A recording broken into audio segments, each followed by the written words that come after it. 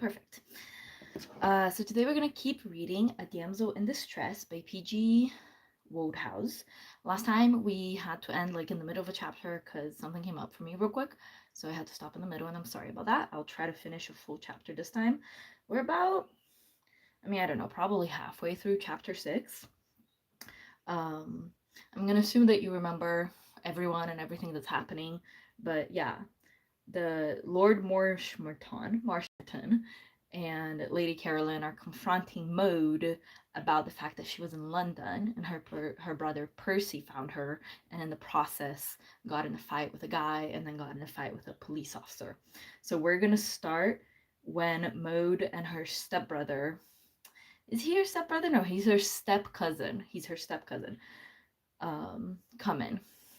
So Maud and Reggie Bing came in. What ho, what ho, what ho. Reggie's so funny, said Reggie breezily. He always believed in starting a conversation well and putting people at ease. What ho, what ho. What puts people at ease better than saying what ho 5 times in a row? Maud braced herself for the encounter. Hello, Percy dear, she said, meeting her brother's accusing eye with the perfect composure that comes only from a thoroughly guilty conscience. Real. What's all this I hear about you being the scourge of London? Reggie says that policemen dive down manholes when they see you coming. The chill in the air would have daunted a less courageous girl. Lady Caroline had risen and was staring sternly. Percy was pulling the puffs of an overwrought sew. Lord Marshmoreton, whose thoughts had wandered off to the rose garden, pulled himself together and tried to look menacing. Maud went on without waiting for a reply. She was all bubbling gaiety and insouciance, a charming picture of young English girlhood that nearly made her brother foam at the mouth. You can understand why. Father dear, she said, attaching herself affectionately to his buttonhole, I went round the links in 83 this morning. I did the long hole in 4, one at a part, a thing I've never done before in my life. Yeah, something you should know about this book is that everyone's obsessed with golf. I thought golf was like more modern than this, but I guess they already had it in like 1908 or whenever. Bless my soul, said Lord Marshmoreton weakly, as, with an apprehensive eye on his sister, he patted his daughter's shoulder. First, I sent a screecher of a drive right down the middle of the fairway. Then I took my brassy and put the ball just on the edge of the green, 180 yards if it was an inch. My approach putt... Lady Caroline, who was no devotee of the royal and ancient game... I'm sorry, golf is not a royal and ancient game. What is this man on? Interrupted the recital. Never mind what you did this morning. What did you do yesterday afternoon? Yes, said Lord Belpher. Where were you yesterday afternoon? I think Lord Belpher is Percy, the brother, not the dad. Because the dad's Lord Marshmoreton. That's a little bit confusing with like courtesy titles and shit, but I don't know. Maud's gaze was the gaze of a young child who has never attempted to put anything over in all its little life. Whatever do you mean? What were you doing in Piccadilly yesterday afternoon? Said Lady Caroline. Piccadilly? The place where Percy fights policemen? I don't understand.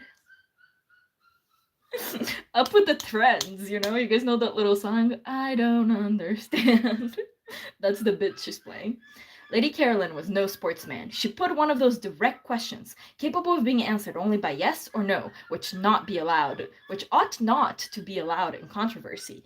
They are the verbal equivalent of shooting a sitting bird. Did you, or did you not, go to London yesterday, Maud?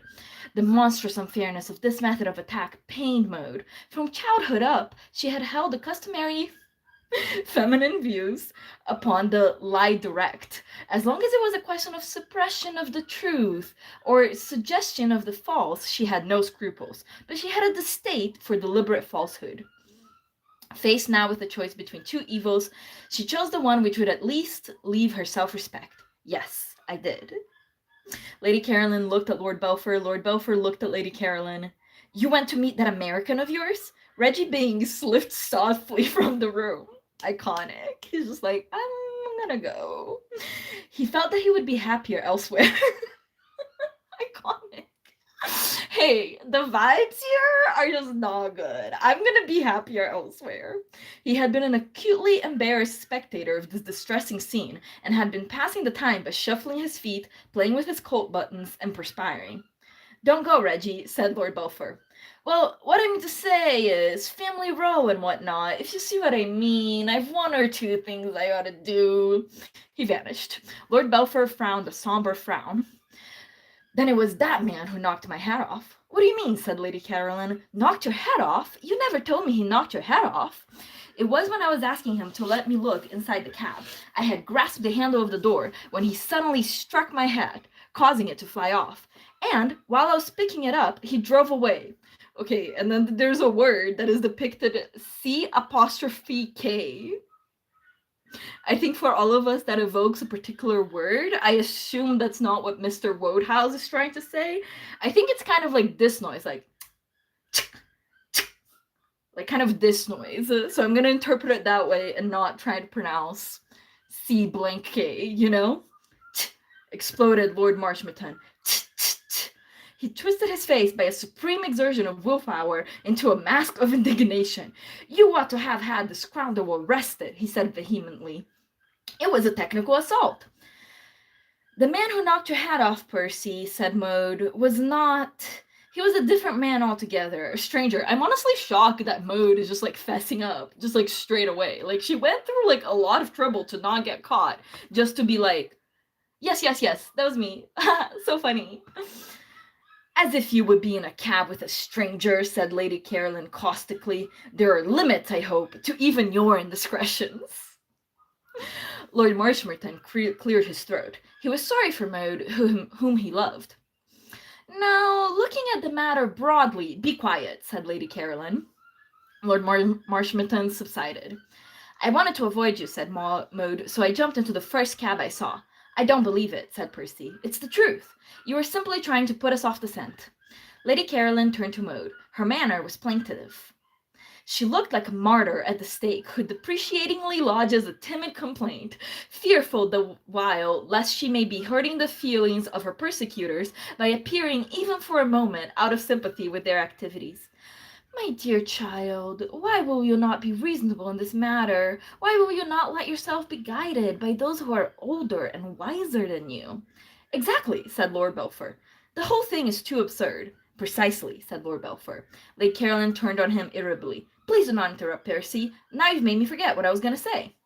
To my mind, said Lord Marshmoreton, coming to the surface one more time, the proper attitude to adopt on occasions like the present. Please, said Lady Caroline. Lady Caroline's kind of eating this conversation.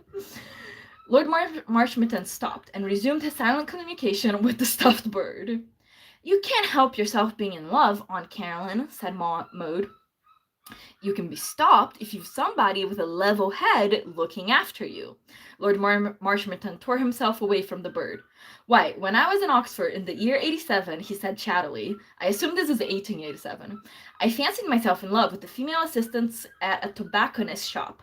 Desperately in love, damn it. Wanted to marry her. I recollect my poor father took me from Oxford and kept me here at Belpher on the lock and key. Lock and key, damn it. I was decidedly upset at the time. I remember. His mind wandered off into the glorious past. I wonder what that girl's name was. Odd one can't remember names. She had chestnut hair and a mole on the side of her chin. I used to kiss it, I recollect. Lady Caroline, usually such an advocate of her brother's researches into the family history, cut the reminiscences short. Never mind that now. I don't. I got over it. That's the moral. Well, said Lady Caroline, at any rate, poor father acted with great good sense on that occasion. There seems to be nothing to do but to treat Maude in just the same way. You shall not stir a step from the castle until you have got over this dreadful infatuation. You will be watched. She was already, grounded and under lock and key, so it's not really, that good of a punishment. I shall watch you, said Lord Belpher solemnly. I shall watch your every movement. Percy's so creepy. A dreamy look came into Maude's brown eyes. Stone walls do not a prison make, nor iron bars a cage, she said softly. That wasn't your experience, Percy, my boy, said Lord Marshmoreton. They make a very good imitation, said Lady Caroline coldly, ignoring the interruption. Maud faced her defiantly. She looked like a princess in captivity facing her jailers. I don't care. I love him, and I always shall love him, and nothing is ever going to stop me loving him, because I love him, she concluded a little lamely. Nonsense, said Lady Caroline. In a year from now, you will have forgotten his name. Don't you agree with me, Percy? Quite, said Lord Belpher. I shan't. Deuced hard things to remember names, said Lord Marshmoreton. If I've tried once to remember that tobacconist girl's name, I've tried 100 times. I have an idea it began with an L. Muriel or Hilda or something. Within a year, said Lady Caroline, you will be wondering how you ever came to be so foolish. Don't you think so, Percy? Quite, said Lord Belpher. Lord Marshmoreton turned on him irritably. Good God, boy, can't you answer a simple question with a plain affirmative? What do you mean, quite? If somebody came to me and pointed you out and said, is that your son, do you suppose I should say, quite? I wish the devil you didn't collect prayer rugs. It sapped your brain. I guess their insult game was a little bit different in the turn of the 20th century. They say prison life often weakens the intellect, father, said Maud. She moved towards the door and turned the handle. Albert, the page boy, who had been courting earache by listening at the keyhole, straightened his small body and scuttled away. Well, is that all, Aunt Caroline? May I go now? Certainly. I have said all I wish to say.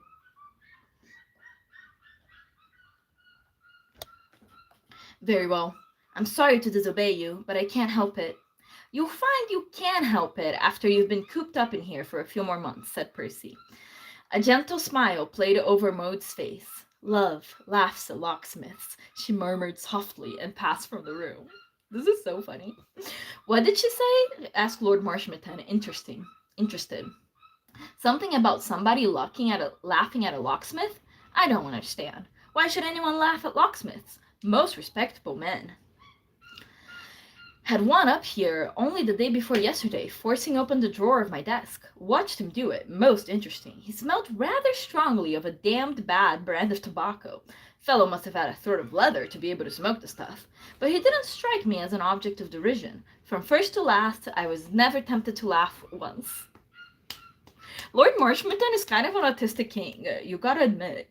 Lord Belpher wandered moodily to the window and looked out into the gathering darkness. And this has to happen, he said bitterly, on the eve of my 21st birthday. Kind of iconic. Okay, chapter 7. Okay, we'll read chapter 7 and then we'll stop. The first requisite of an invading army is a base. George, having entered Belpher village and thus accomplished,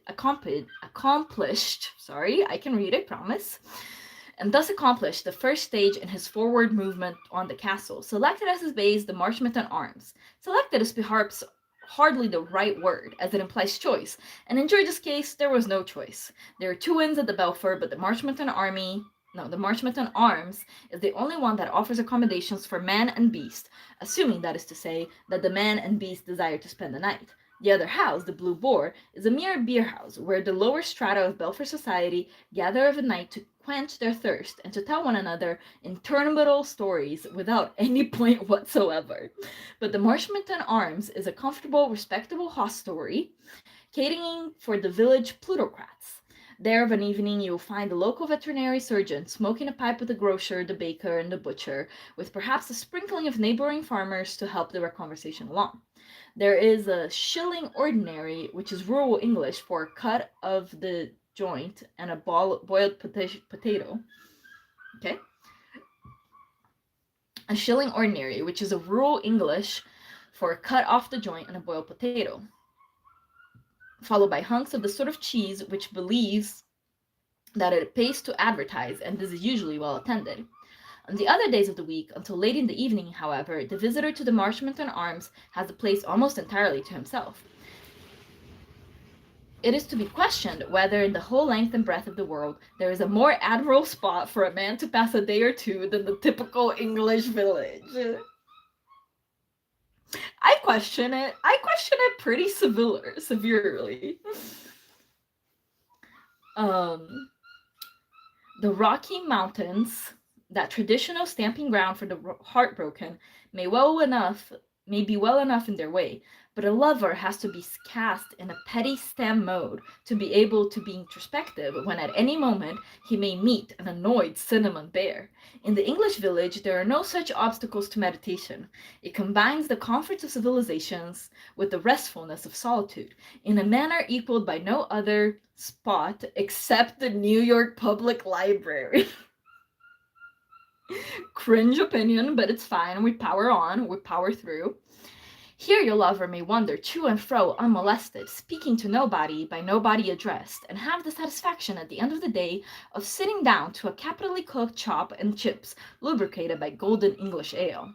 Belfort, in addition to all the advantages of the usual village, has a quiet charm all on its own, due to the fact that it has seen better days. In a sense, it is a ruin, and ruins are always soothing to the bruised soul. 10 years before, Belfort had been the flourishing centre of the south of England oyster trade. It is situated by the shore, where Hayling Island, lying athwart the mouth of the bay, forms the waters into a sort of brackish lagoon, in much the same way as Fire Island shuts off the great South Bay of Long Island from the waves of the Atlantic. So many comparisons to like random American places. I think it's so that like the author seems like traveled and like knowledgeable of the world, but it's crazy. The water of Belfort Creek is shallow enough even at high tide, and when the tide runs out, it leaves glistening flats, which it is the peculiar taste of the oyster to prefer to any other habitation. For years, Belfort oysters have been the mainstay of gay supper parties at the Savoy, the Carlton, and Romano's. Dukes doted on them, chorus girls wept if they were not on the bill of fare, and then, in an evil hour, somebody discovered that what made the Belfort oyster so particularly plump and succulent was the fact that it breakfasted, lunched, and dined almost entirely on the local sewage. There is but a thin line ever between popular homage and execration. We see it in the case of politicians, generals, and prize fighters, and oysters are no exception to the rule. There was a typhoid scare, quite a passing and unjustified scare, but strong enough to do its deadly work, and almost overnight, Belfort passed from a place of flourishing industry to the sleepy, by the world forgotten spot which it was when George Bevan discovered it. The shallow water is still there, the mud is still there, even the oyster beds are still there, but not the oysters, nor the little world of activity which had sprung up around them. The glory of Belfort is dead, and over its gates Ichabod is written. But if it has lost in importance, it has gained in charm, and George, for one, had no regrets. To him, in his present state of mental upheaval, Belfort was the ideal spot. It was not at first that George roused himself to the point of asking why he was here and what now that he was here. He proposed to do. What? For 2 languorous days he loafed, sufficiently occupied with his thoughts. He smoked long, peaceful pipes in the stable yard, watching the ostlers as they groomed the horses. He played with the inn puppy, bestowed respectful caresses on the inn cat. He walked down the quaint cobble street to the harbor, sauntered along the shore, and lay on his back on the little beach at the other side of the lagoon, from where he could see the red roofs of the village, while the imitation waves splashed busily on the stones, trying to conceal with bustle and energy the fact that the water, even 200 yards from the shore, was only 18 inches deep. For it is the abiding hope of Belfort Creek that it may be able to deceive the occasional visitor into mistaking it for the open sea. And presently the tide would ebb, the waste of waters became a sea of mud, cheerfully covered as to much of its surface with green grasses. The evening sun struck rainbow colors from the moist softness. Birds sang in the thickets, and George, heaving himself up, walked back to the friendly coziness of the Marshmoreton Arms. And the remarkable part of it was that everything seemed perfectly natural and sensible to him. Nor had he any particular feeling that, in falling in love with Lady Maud Marsh and pursuing her to Belfort, he had set himself in anything in the nature of a hopeless task. Like one kissed by a goddess in a dream, he walked on air, and while one is walking on air, it is easy to overlook the boulders in the path. Consider his position, you faint-hearted and self-pitying young man who think you have a tough road to hoe just because, when you pay your evening visit with the pound box of candy under your arm, you see the handsome sophomore from Yale sitting beside her on the porch playing the ukulele. A little shocking. Like, the thing that's funny about this is that it feels like so old-timey and like a different world from ours with different insults and a weird obsession with golf. And then there's like shockingly modern things like a sophomore from Yale playing the ukulele. If ever the world has turned black to you in such a situation and the moon gone in behind a cloud, think of George Bevan and what he was up against. You are at least on the spot. You can at least put up a fight. If there are ukuleles in the world, there are also guitars, and tomorrow it may be you and not he who sits on the moonlit porch. It may be he and not you who arrives late. Who knows? Tomorrow he may not show up to have finished the Bedouins, I don't know how to say his name, love song, and are annoying the local birds roosting in the trees with poor butterfly.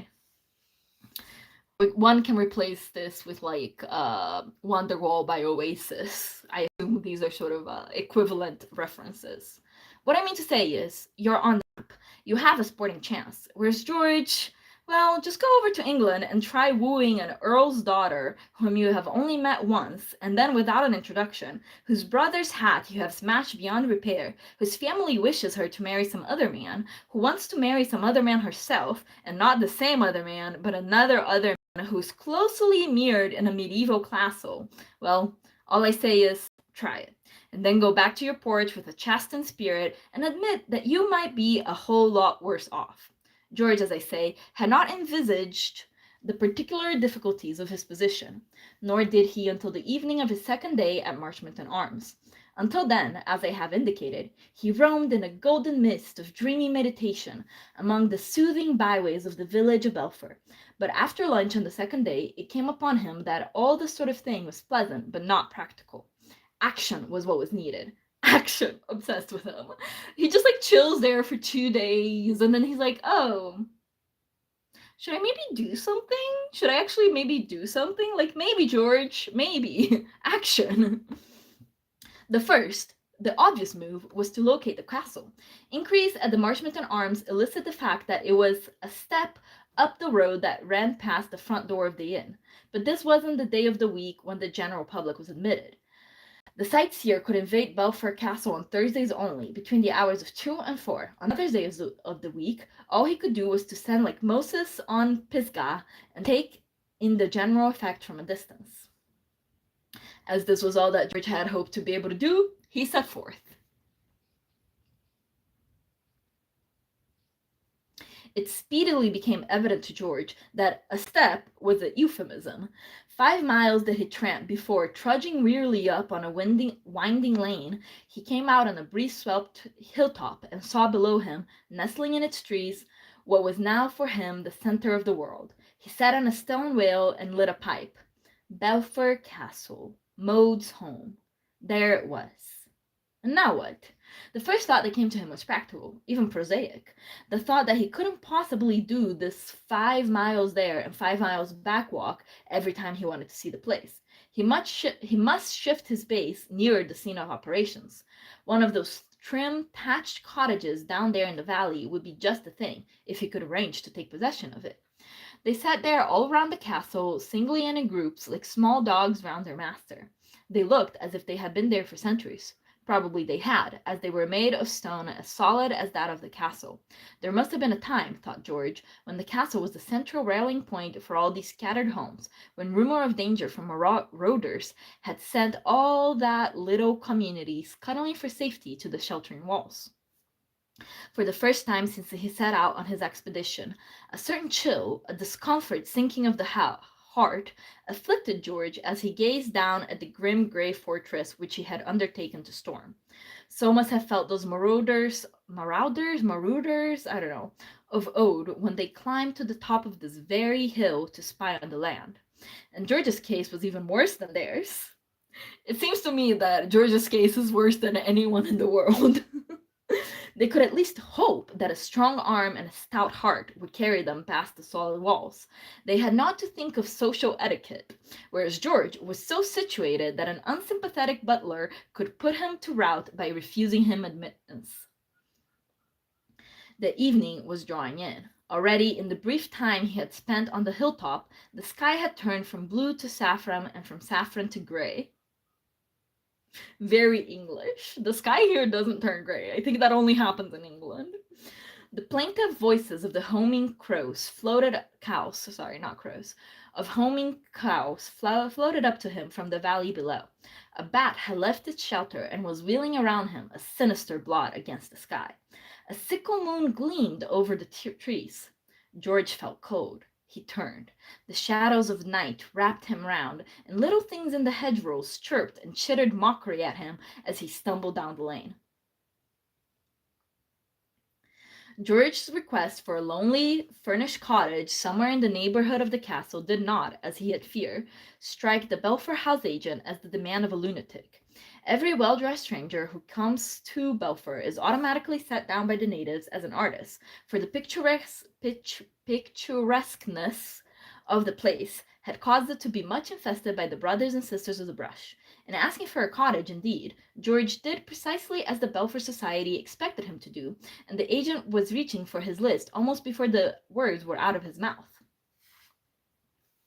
In less than half an hour, George was out in the street again, the owner for the season of what the agent described as a gem, and the employer of a farmer's wife who lived nearby and would, as was her custom with artists, come in the morning and evening to do for him. I assume this is housework and not sexual, but you never know. The interview would have taken but a few minutes had it not been prolonged by the chattiness of the agent on the subject of the occupants of the castle, to which George listened attentively. He was not greatly encouraged by what he had heard of Lord Marshmoreton. The Earl had made himself notably unpopular in the village recently by his firm. The house agent said pig-headed attitude in respect to a certain dispute about a right-of-way.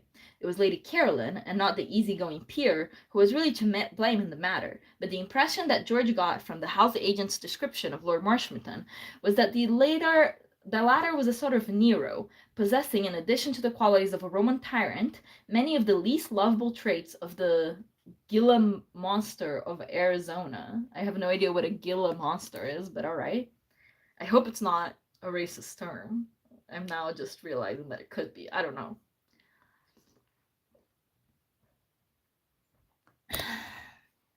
Hearing this about her father, and having already had the privilege of meeting her brother and studying him at first hand, his heart bled for Maud. It seemed to him that existence at the castle in such a society must be little short of torture.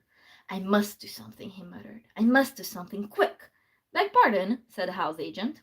Nothing, said George. Well, I'll take that cottage. I'd better write you a check for the first month's rent now. So George took up his abode, full of strenuous, if vague, purpose, in the plainly furnished but not uncomfortable cottage known locally as the one down by Platt's. He might have found a worse billet. It was a 2-story building of a strained red brick, not one of the thatched nests on which he had looked down from the hill. Those were not for rent, being occupied by families whose ancestors had occupied them for generations back. The one down by Platt's was a more modern structure, a speculation, in fact, of the farmer whose wife came to do for George, and designed especially to accommodate the stranger who had the desire and the money to rent it. It so departed from type that it possessed a small but undeniable bathroom. Besides this miracle, there was a cozy sitting room, a larger bedroom on the floor above, and next to this an empty room facing north, which had evidently served artist occupants as a studio. The remainder of the ground floor was taken up by kitchen and scullery. The furniture had been constructed by someone who would probably have done very well if he had taken up some other line of industry. But it was mitigated by a very fine and comfortable wicker easy chair left there by one of last year's artists. And other artists had helped along the good work by relieving the plainness of the wall with a landscape or two. In fact, when George had removed from the room 2 antimacassars, whatever that is, 3 group photographs of the farmer's relations, an illuminated text, and a china statuette of the infant Samuel, and stacked them in a corner of the empty studio, the place almost became a home from home. Solitude can be very unsolitary if a man is in love. George never even began to be bored. The only thing that in any way troubled his peace was the thought that he was not accomplishing a great deal in the matter of helping Maud out of whatever trouble it was that had befallen her. The most he could do was prowl about the roads near the castle in the hope of an accidental meeting. And such was his good fortune that, on the fourth day of his vigil, the accidental meeting occurred. Ha ha ha. Taking his morning prowl along the lanes, he was rewarded by the sight of a grey racing car at the side of the road. It was empty, but from underneath it protruded a pair of long legs, while beside it stood a girl, at the sight of whom George's heart began to thump so violently that the long-legged one might have been pardoned had he supposed that his engine had started off again of its own volition. Until he spoke, the soft grass had kept her from hearing his approach. He stopped close behind her and cleared his throat. She started and turned, and their eyes met. For a moment, hers were empty of any recognition. Then they lit up. She caught her breath quickly, and a faint flush came into her face. "Can I help you?" asked George. The long legs wriggled out into the road, followed by a long body. The young man under the car sat up, turning a grease-streaked and pleasant face to George. "Eh? What?" "Can I help you? I know how to fix a car." The young man beamed in friendly fashion. "It's awfully good of you, old chap, but so do I. It's the only thing I can do well. Thanks very much, and so forth all the same." George fastened his eyes on the girl's. She had not spoken. "If there's anything in the world I can possibly do for you," he said slowly, "I hope you will let me know. I should like, above all things, to help you." Hold on a second.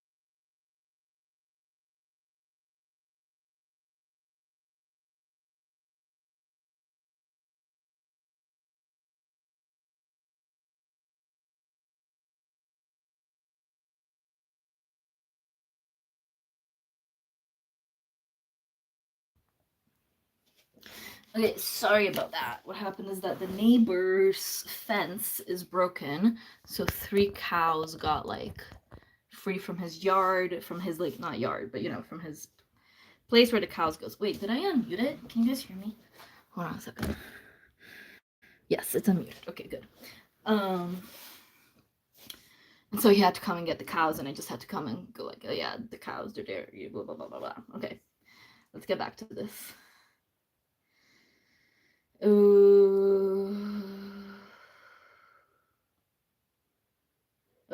This was kind of iconic. "If there's anything in the world I can possibly do for you," he said slowly, "I hope you will let me know. I should like, above all things, to help you." Like, kind of heart fluttering. Like, I kind of get the damsel in distress appeal of the book. The girl spoke. "Thank you," she said in a low voice, almost inaudible. George walked away. The grease-streaked young man followed him with his gaze. See, the thing that's smart about George, even though I was like, he got to the city and did fuck all for 2 days before, he was like, maybe I should take action. But that's actually kind of his strength, He's really playing it slow. Like, he could have, like, insisted to help with the car or, like, try to make his move at that time. But no, he just, like, made it very clear, like, hey, I'm here. I can help. And then gave her his space, which was nice. As Reggie would say, "Civil cove, that," he said. Rather gushing, though. "What? American, wasn't he?" "Yes, I think he was. American are the civilest coves I ever struck. I remember asking the way of a chappie at Baltimore a couple of years ago when I was there in my yacht, and he followed me for miles, shrieking advice and encouragement. I thought it deuced civil of him. I wish you would hurry up and get the car right, Reggie. We shall be awfully late for lunch." Reggie began to slide backwards under the car. "All right, dear heart, rely on me. It's something quite simple." "Well, do be quick." "Imitation of grease lightning, very difficult," said Reggie encouragingly. This is crazy because this is before the movie Grease, which references the phrase grease lightning, and I guess it existed beforehand. I guess I thought it was from Grease. "Be patient. Try and amuse yourself somehow. Ask yourself a riddle. Tell yourself a few anecdotes. I'll be with you in a moment. I say, I wonder what the cove is doing at Belfer." "Deuced civil cove," said Reggie approvingly. I liked him. "And now, business of repairing breakdown." His smiling face vanished under the car like the Cheshire cat. Cheshire? I don't know. Maud stood looking thoughtfully down the road in the direction in which George had disappeared. Ooh. Okay, we'll stop here. We had our second encounter between the two main love interests, which was honestly kind of fun, kind of iconic. I was kind of into it. We'll stop at chapter 8 because I prefer stopping at the full chapters. Honestly, I always get like, I'm enjoying the story, so I feel like I was like, no, let's read a little more. But like, I gotta think about my stamina as well, I'm like getting a little tired. And then you're probably tired. So yeah, we'll continue this in the next live. Probably will be next week. I don't know if it'll be Friday. One might think like, oh, should I do like a set schedule for lives, but that just doesn't work for me. I go live when I go live. If you're here, great. If you're not here, I understand. I think for me, it just kind of has to be like that. So thank you if you were, in fact, here. And thank you also even if you weren't. And thank you extra if you're watching the VOD of this later. They're kind of iconic. So I love you. Thanks for watching. See you next time. Bye-bye.